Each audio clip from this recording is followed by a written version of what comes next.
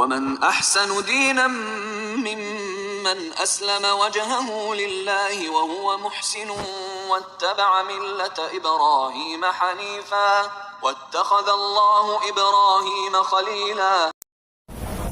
إن الحمد لله نحمده ونستعينه ونستغفره ونعوذ بالله من شرور أنفسنا ومن سيئات أعمالنا من يهده الله فلا مضل له ومن يضلل فلا هادي له وأشهد أن لا إله إلا الله وأشهد أن محمدا عبده ورسوله. يا أيها الذين آمنوا اتقوا الله حق تقاته ولا تموتن إلا وأنتم مسلمون. يا أيها الناس اتقوا ربكم الذي خلقكم من نفس واحدة وخلق منها زوجها وبث منهما رجالا كثيرا ونساء واتقوا الله الذي تساءلون به والأرحام إن الله كان عليكم رقيبا. يا أيها الذين آمنوا اتقوا الله وقولوا قولا سديدا يصلح لكم أعمالكم ويغفر لكم ذنوبكم ومن يطع الله ورسوله فقد فاز فوزا عظيما. கண்ணியத்திற்குரிய எல்லாம் உள்ள அல்லாஹ்வின் நல்லடியார்களே, அல்லாஹ்வுடைய பேரருளால் புனிதமிக்க ரமலானுடைய மாதத்தினுடைய இரவு பயான்களிலே நாம் எல்லாம் அமர்ந்திருக்கின்றோம்.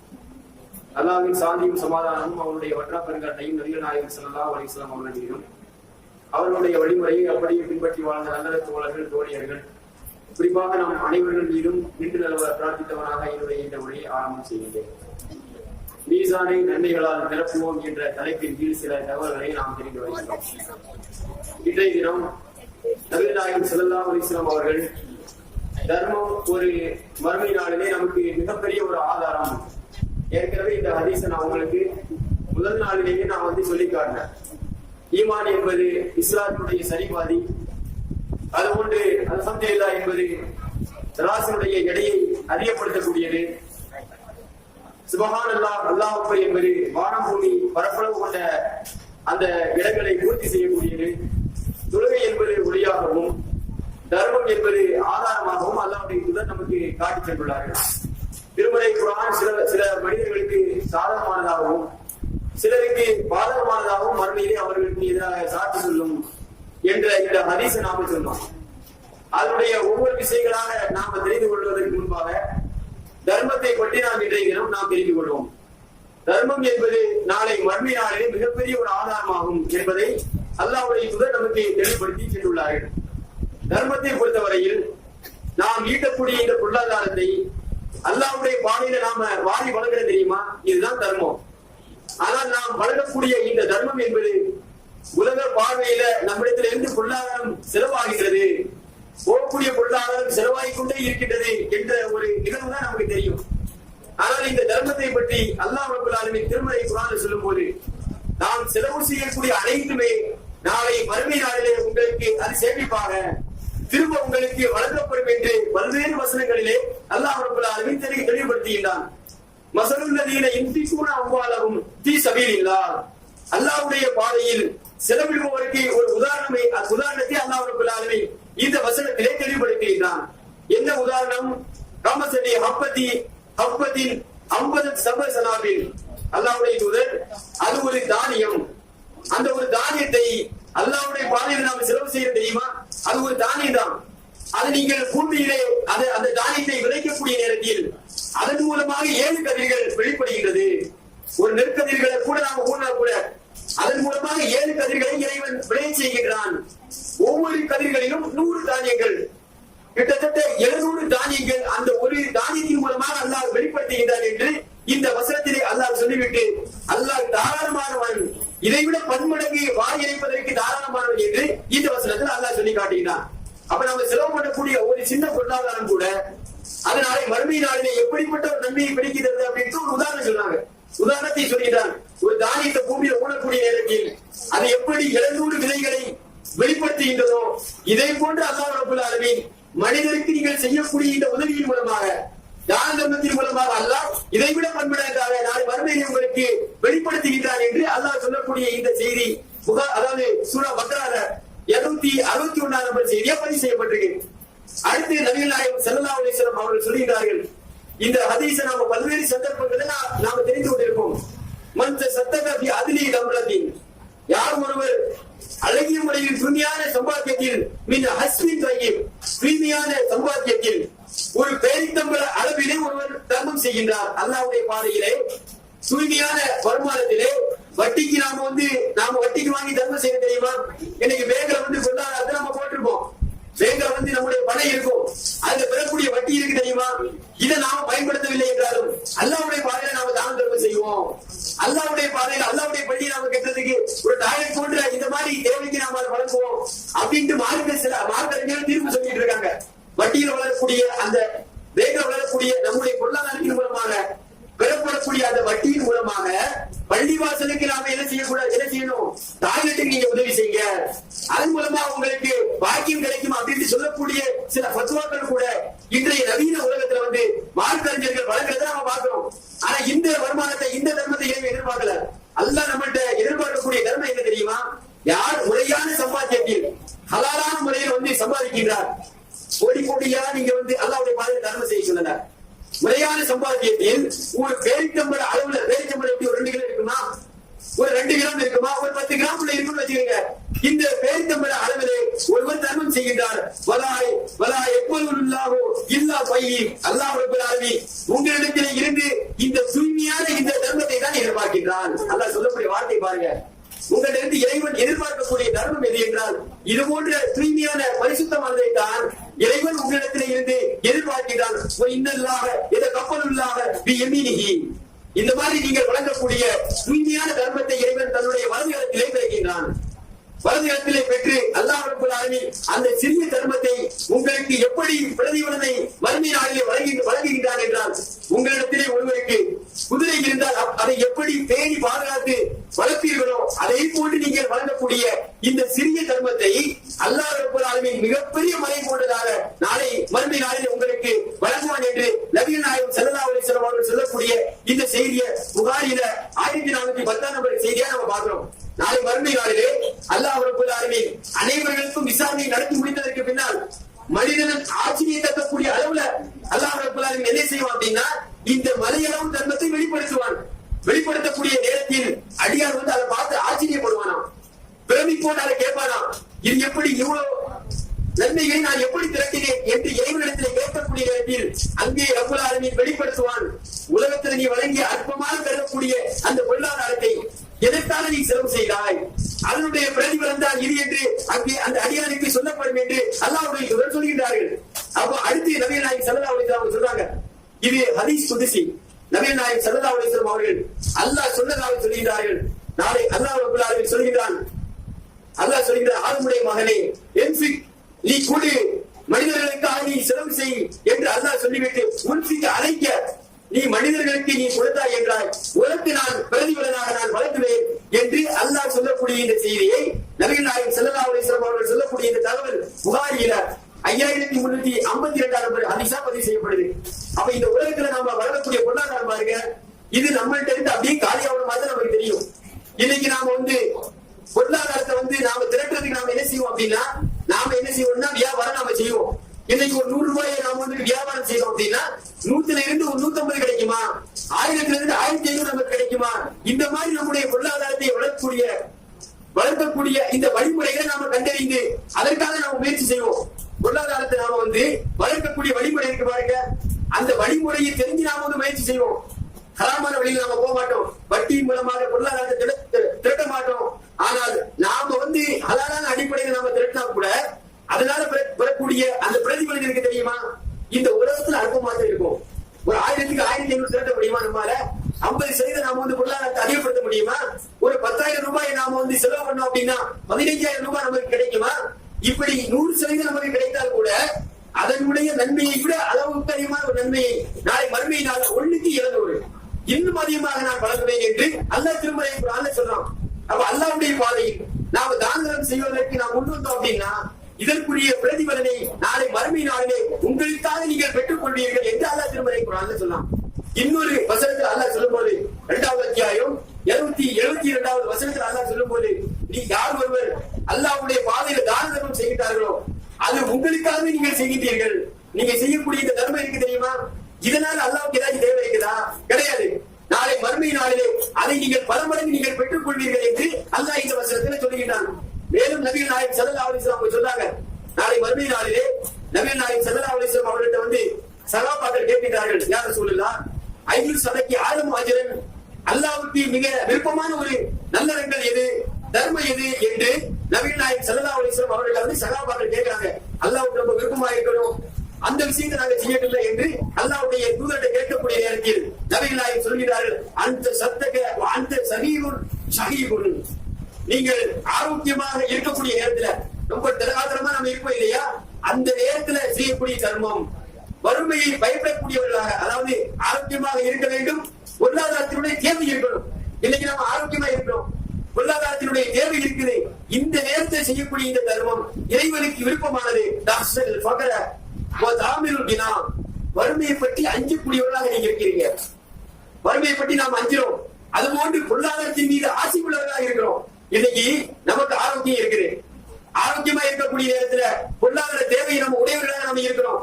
அது மாதிரி நாம கொடுத்தோம் அப்படின்னா இன்னைக்கு ஒரு 1000 ரூபாய் நம்ம இருக்கு அப்படின்னு வைங்க, நாம ஆரோக்கியமா இருக்கிறோம், பொருளாதாரத்தை நம்ம வந்து அந்த 1000 பயன்படுத்தி பல நன்மைகளை பெற முடியும் உலகத்துல, அந்த மாதிரி ஒரு தேவையுள்ளவர்களாக நம்ம இருக்கிறோம். இந்த பொருளாதாரத்தை இறைவனுடைய பாதையில தான தர்மம் செய்தோம் என்றால் வறுமையை குறித்து பயப்படுகிறோம். 1000 ரூபாய் நம்ம கொடுத்துட்டோம் அப்படின்னா எதிர்காலத்தை பற்றி நமக்கு அச்சம் இருக்குது, இந்த 1000 நமக்கு சென்றால் நமக்கு திரும்ப கிடைக்குமா அப்படிங்கக்கூடிய ஒரு கவலை இருக்கு. இந்த மாதிரி நேரத்துல நீங்க அல்லாஹ்வுடைய பாதையில நீங்க தான தர்மம் செய்கிறீர்கள், செல்வத்தின் மீது மோகமே இருக்குது. அல்லாஹ்வுடைய தூதர் சொன்னாங்க, அல்லாஹ்வுடைய சிறந்த தர்மம் எதுவென்றால் ஆரோக்கியமாக இருக்கக்கூடிய நேரத்தில், பொருளாதாரத்தின் மீது ஆசை இருக்கக்கூடிய நேரத்தில், அதுபோன்று பொருளாதாரத்தை இறைவனில் நீங்கள் செலவிட்டால் நாம் ஏழையாக ஆகிவிடுவோம் என்ற பயம் இருக்குது. அது மட்டும் இல்லாமல் செல்வத்தின் மீது மோகம் இருக்குது.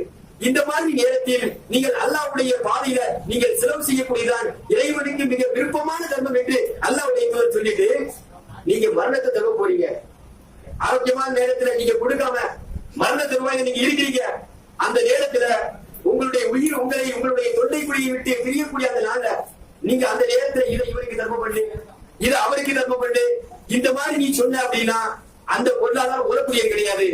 இன்னைக்கு வாபு நல்லா சம்பாதிச்சிருப்பாரு, தகவலுடைய பொருளாதாரம் யாருக்கு போகும், பிள்ளைக்கு தானே போகும், வாரிசு அடிப்படையில பிள்ளைகளுக்கு போகும்.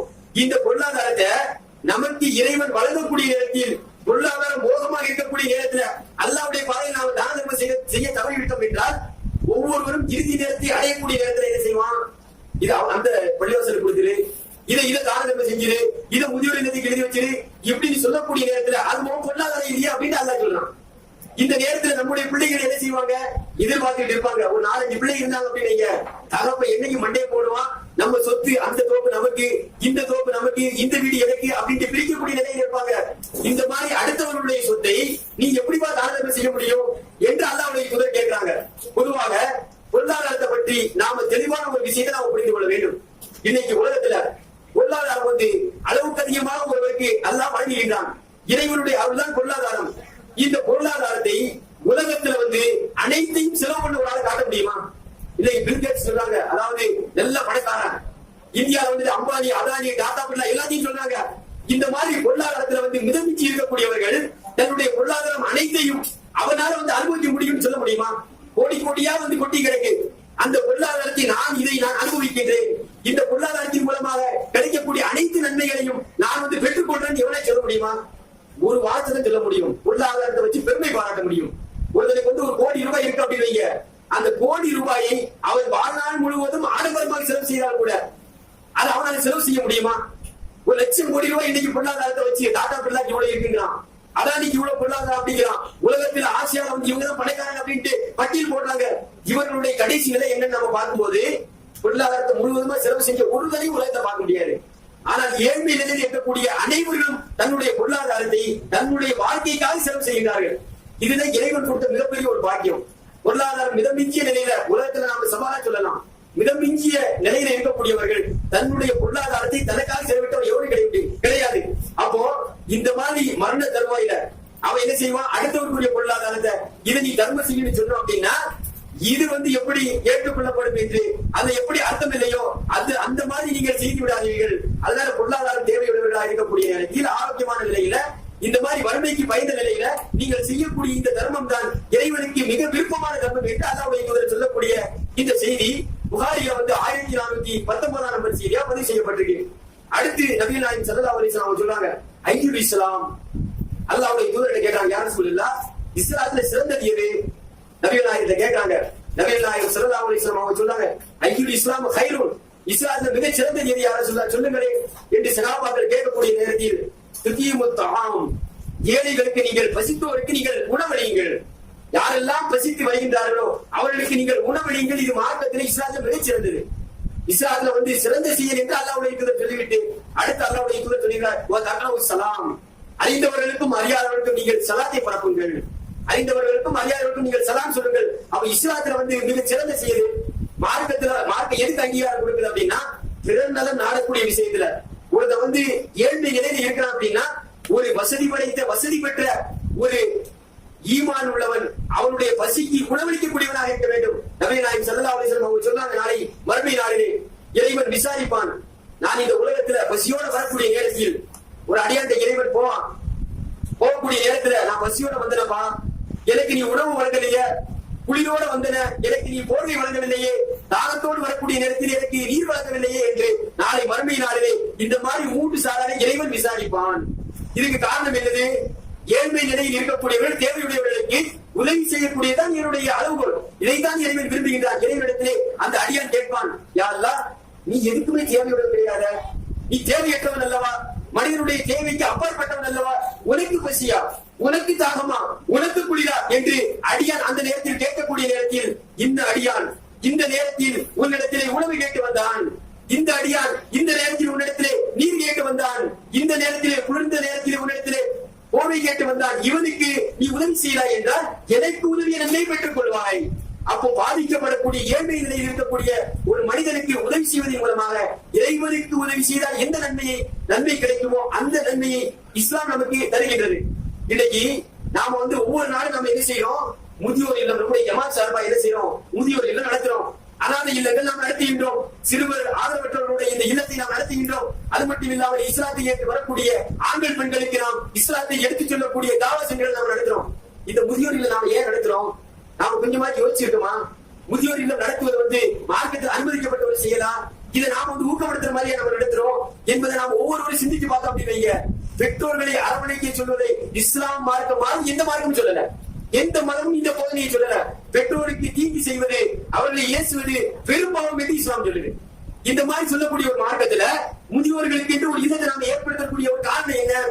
நம்ம ஜமாத்துக்கு ஏன் அந்த நிர்பந்தம் வந்துச்சு? எல்லா முதியோர்களும் பல பகுதிகளில் மார்க்கத்தை விளங்காத முஸ்லிம்கள் தன்னுடைய பெற்றோர்களை அரவணைக்காமல் அவர்களுக்கு வாழ்வாதார தேவைகளை அவர்கள் எப்படி சிறு பிராயத்தில் இருக்கக்கூடிய நேரத்தில் தன்னுடைய பிள்ளையை பேணி வளர்த்தார்களோ அதே போன்று தன்னுடைய பெற்றோர்களை கவனிக்க தவறினுடைய விளைவு என்ன ஆகுது அப்படின்னா, பல கிராமங்கள்ல கிறிஸ்தவ மிஷனரிஸ் இருக்காங்க தெரியுமா? கிறிஸ்தவ மத பிரச்சாரம் செய்றாங்க தெரியுமா? இவங்க இந்த மாதிரி ஒவ்வொரு கிராமங்களையும் தத்தெடுத்து அதுல யாரெல்லாம் பாதிக்கப்பட்டிருக்காங்களோ அவர்களுக்கு உதவி செய்யறோம் அப்படிங்கக்கூடிய பேர்ல முதியோர்களாக இருக்கக்கூடிய பாக்குறாங்க. எந்த ஒரு ஆதரவும் அவர்களுக்கு இல்லை. ஒரு 3 வேளை உணவு கிடைத்தால் போதும் என்று சொல்லக்கூடிய அளவுல இருக்கக்கூடிய அந்த முதியோர்களை தத்தெடுத்து அவர்கள் நடத்தக்கூடிய அந்த முதியோர் இடத்துல சேர்க்கிறாங்க. என்ன நடக்கும்? யோசிச்சு பார்த்திருக்கலாமா? இதனால என்ன நடக்கும்? பிரமத சமுதாயம் நடத்தக்கூடிய முதியோர் இல்லத்தில் நம்முடைய முதியோர்கள் அதில் அவர்கள் சேரக்கூடிய நேரத்தில் என்ன நடக்கும்? சமுதாயத்துல நாம வெட்டி தலைமுடிய வேண்டும்.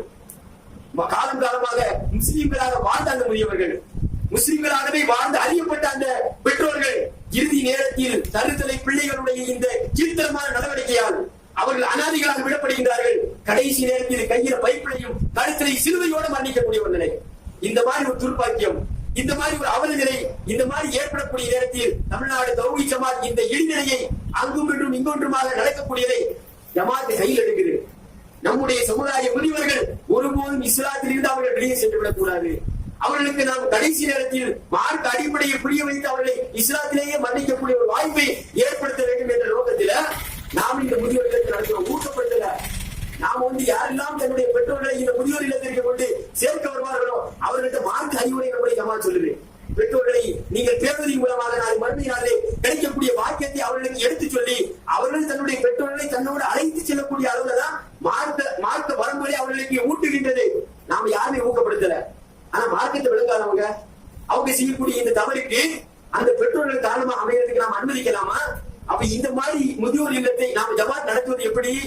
இந்த மாதிரி இதற்காக நாம என்ன செய்யணும் அப்படின்னா, இந்த மாதிரி செலவீனங்களுக்காக, இந்த மாதிரி தாவாவுக்காக நாம் என்ன செய்யணும்? பொருளாதாரத்தை வாரி அளிக்கக்கூடியவர்களா நாம் இருக்கணும். முறை வைத்து ஒரு ஆளுக்கு பொறுப்பேற்றுக்கிறீங்க. முறை வைத்து நம்மால மாசம் ஒரு 1000 ரூபாய் நான் கொடுக்கிறேன், அல்லது ஒரு 500 ரூபாய் கொடுக்கிறேன், அல்லது குறைந்தபட்சம் ஒரு 100 ரூபாய் நான் கொடுக்கிறேன். அல்ல சொல்றான் இல்லையா, முறையான சம்பாத்தியத்துல தூய்மையான அளவுல ஒரு பேரித்தம்பள் அளவிலே அல்லாஹ்வுடைய பாதையில நீங்க செய்யக்கூடிய அந்த தான தர்மத்தை இறைவன் வலது கையிலே பெறுகின்றான். இந்த மாதிரி முதியவர்களுக்கு நாம் இந்த மாதிரி நன்மை வைக்கக்கூடிய இந்த இல்லத்திற்காக நாம் உதவி செய்யக்கூடிய நேரத்தில், இது போன்று ஆதரவற்ற சிறுவர் சிறுமியர்களுக்கான இந்த இல்லத்திற்கு நாம் செலவு செய்யக்கூடிய நேரத்தில் மிகப்பெரிய நன்மைகளை பெறக்கூடிய மலையளவு அல்லாஹ் பெருக்கி தரக்கூடிய ஒரு நன்மையை நாம் இந்த தர்மத்தின் மூலமாக நாம் பெறுகின்றோம். அப்ப இந்த முதியோர் இல்லம் வாய்க்காக நாம் என்ன செய்யணும் அப்படின்னா, ஒவ்வொருவரும் சக்காத்தை கணக்கிட்டு கொடுங்க. சக்காத் அப்படின்னாலே நாம் என்ன நினைக்கிறோம் அப்படின்னா 5, 10, 50, 100 இதை நாம் நினைக்கிறோம். நம்முடைய குடும்பத்துல வருமானம் இருக்கு தெரியுமா, இந்த வருமானத்துல 11 பவுன் நகைக்கு அதிகமான ஒரு பொருளாதாரம் நம்ம இருக்கு அப்படின்னு இப்ப நாம சக்காத்து கொடுக்கக்கூடிய தகுதிக்கு நாம வந்துட்டோம். 11 பவுன் கிட்டத்தட்ட 88 கிராம் அதற்குரிய பொருளாதாரம் நம்முடைய கைகளில் இருந்துச்சு அப்படின்னா நாம இந்த சக்காத்தை கொடுப்பதற்கு தகுதியானவர்களா நாம இருக்கிறோம். அப்ப இந்த மாதிரி சக்காத்தை கொடுப்பதற்கு நாம முயற்சி செய்யணும். இந்த வாய்க்கா கொடுங்க. அதோடு சேர்த்து நன்கொடைகளையும் வாரி அளிக்கக்கூடிய நேரத்தில் இந்த மாதிரி நல்ல பணிக்கு உதவி செய்யக்கூடிய நேரத்தில் மறுபடியும் மிகப்பெரிய ஒரு பாக்கியத்தை இறைவன் தருகின்றான் என்பதை நாம் புரிந்து கொள்ள வேண்டும். அடுத்து ஒரு ஹதீஸ் நபிகள் நாயகம் சொல்கிறார்கள், அதாவது சிறந்தது எது என்றால் அல்லாஹ்வுடைய தூதர் சொல்கிறார்கள், அல்ல எதுல் குல்லியா கைரு மினல் யதி சுஃப்லா, கொடுக்கக்கூடிய கை வாங்கக்கூடிய கையை விட சிறந்தது. இன்னைக்கு தர்மம் கொடுக்கக்கூடிய அந்த கை இருக்கு தெரியுமா, பெறக்கூடிய கையை விட சிறந்தது என்று அல்லாஹ்வுடைய தூதர் சொல்கிறார்கள். இது யாருக்கு அல்லாஹ்வுடைய தூதர் சொல்கிறார்கள் என்றால் ஹக்கீம் இப்னு ஹிஸாம் என்ற நபி தோழர், நபி நாயகம் ஸல்லல்லாஹு அலைஹி வஸல்லம் அவருடைய காலத்துல ரொம்ப ஏழ்மை நிலையில இருக்கிறாங்க. அல்லாஹ்வுடைய தூதர்கிட்ட பைத்துல் மால்ல வரக்கூடிய அந்த பொருளாதாரத்தை அவங்க கேட்கிறாங்க, யாரும் சொல்லலாம் எனக்கு கொடுங்க, எனக்கு உதவி செய்ய அப்படிங்கிறாங்க. அல்லாஹ்வுடைய தூதர் கொடுக்குறாங்க. திரும்ப அல்லாஹ்வுடைய தூதர்கிட்ட ஹக்கீம் இந்த நபி தோழர் என்ன செய்யறாரு, யாரும் சொல்லலாம் எனக்கு கொடுங்க. திரும்ப அல்லாஹ்வுடைய தூதர் கொடுக்குறாங்க. திரும்பவும் அவர் என்ன செய்யறாரு, தன்னுடைய ஏழ்மையை அவர் சொல்லி எனக்கு தர்மம் செய்ய அப்படிங்கிறாரு. அல்லாஹ்வுடைய தூதர் அவங்க அழைச்சி, ஹக்கீமே, செல்வம் என்பது பசுமையானது, கேட்க கேட்க ஆசைப்பட ஆசைப்பட அது உங்களை அங்க கொண்டு போய்கிட்டே இருக்கும். ஆகையினால நீங்க என்ன செய்யணும் அப்படின்னா, இந்த மாதிரி செல்வத்தின் மீது மோகம் கொள்ளாதீர்கள். கொடுக்கக்கூடிய கையை வாங்கக்கூடிய கையை விட கொடுக்கக்கூடிய கை சிறந்தது என்று அல்லாஹ்வுடைய தூதர் அவர்களுக்கு உபதேசம் செய்கிறார்கள். இது ஹக்கீம் இப்னு ஹிஸாம் என்ற இந்த நபி தோழர் அல்லாஹ்வுடைய தூதர்கிட்ட இந்த உபதேசத்தை பெற்ற உடனே என்னைக்கு அல்லாஹ்வுடைய தூதர் இந்த செய்தியை சொன்னாங்களோ அன்றில் இருந்து யாசிக்கக்கூடிய நிலை, தர்மம் பெறக்கூடிய அந்த வார்த்தை அவருக்கு ஏழ்மை தேவைப்பட்டுச்சு. எந்த அளவுல அப்படின்னா, இஸ்லாமிய கஜானா அரசாங்கத்துடைய கஜானா அப்படியே பெருகி இருக்கு. அபூபக்கர் ரலியல்லாஹு அன்ஹு அவங்களுடைய காலத்துல, உமர் ரலியல்லாஹு அன்ஹு அவங்களுடைய காலத்துல கஜானா அப்படியே பெருகி தர்மத்தினுடைய பொருள் அப்படியே குவியுது. அபூபக்கர் ரலியல்லாஹு அன்ஹு கூப்பிடுறாங்க, இவருடைய ஏழ்மையை பார்த்து, இஸ்லாமை வாங்கிட்டு போ அப்படின்ட்டு. அவ்வளவு ஏழ்மையில இருக்காரு, வாங்கிட்டு போ அப்படிங்கிறாரு. இவர் நான் வரமாட்டேன், கொடுக்கக்கூடிய கரம் தான் சிறந்தது என்று அல்லாஹ்வுடைய தூதர் சொல்லியிருக்காங்க. சுயமரியாதை நான் விட மாட்டேன் அப்படிங்கிறாங்க. நீ வாங்கக்கூடிய நிலையில இருக்கிய வாங்கிட்டு போ அப்படிங்கிறாங்க. நான் வாங்க மாட்டேன் அப்படின்னு மறுக்கிறாங்க. அடுத்து உமர் ரலியல்லாஹு அன்ஹு அவங்களுடைய காலத்துல ஹிஷாம் ரலியல்லாஹு அன்ஹு அவங்களை கூப்பிடுறாங்க. ஒன்றுக்கு பல தடவை அழைக்கின்றார்கள். ஹிஷாம் என்ற இந்த நபி தோழர் நான் மறவே மாட்டேன் அப்படிங்கிறாங்க. மரணிக்கக்கூடிய வரை அவரை யாசிக்கக்கூடியதை விட்டு விட்டார். அவர் இந்த மாதிரி பழக்கத்துல இல்ல அப்படின்னு சொல்லக்கூடிய அளவுல இந்த அல்லாஹ்வுடைய தூதருடைய இந்த வார்த்தையில அந்த உபதேசத்துல அவ்வளவு கட்டுப்பட்டு இருந்தாங்க. கொடுக்கக்கூடிய கையில சிறந்தது. அப்ப என்னைக்குமே நாங்க கொடுக்கக்கூடியவர்களா இருக்கணும். அதனால தேவையுடையவர்கள் இருக்காங்க இல்லையா, அவங்க வாங்குறது இழிவா என்றால் கிடையாது. மார்க்கத்தை பொறுத்தவரையில வாங்கக்கூடிய நிலையில யார் இருக்காங்களோ அவர்களை கண்டறிந்து நாம செலவு செய்ய வேண்டும். அப்ப சிறந்த தர்மம் எதுவென்றால் அல்லாஹ்வுடைய தூதர் அழகான முறையில செய்யறாங்க, சொல்றாங்க. ஆரோக்கியத்தோட இருக்கிற நேரத்தில் கொடுக்கக்கூடிய சிறந்த தர்மம், அதுபோன்று பொருளாதார தேவையோடு இருக்கக்கூடிய நேரத்தில் கொடுக்கக்கூடிய தர்மம் சிறந்த தர்மம், அதுபோன்று கொடுக்கக்கூடிய கடன் தான் இறைவனிடத்திலே சிறந்த தர்மம் என்று அல்லாஹ்வுடைய தூதர் சொல்றாங்க. இது போன்று பல விஷயங்கள் இந்த தான தர்மம் விஷயமாக நபிகள் நாயகம் ஸல்லல்லாஹு அலைஹி வஸல்லம் சொல்றாங்க. கடைசியா ஒரு செய்தியை சொல்லி நான் இந்த பயானுக்கு நிறைவு செய்கிறேன் என்று ஆசைப்படுகிறேன். நபிகள் நாயகம் ஸல்லல்லாஹு அலைஹி வஸல்லம் சொல்றாங்க, மனிதனை அல்லாஹ் ரப்பல் ஆலமீனுக்கும் அடியானுக்கும் ஒரு திரை அளவுல இடம் இருக்கும், கொஞ்சம் தூரம் இடம் இருக்கும். அவர்களுக்கு இடையில எந்த ஒரு திரையும் இருக்காது. இந்த நேரத்தில் வலது பக்கம் திரும்பக்கூடிய நேரத்தில் ஜஹன்னம் நரகத்தினுடைய காட்சி தான் அவனுக்கு தெரியும்.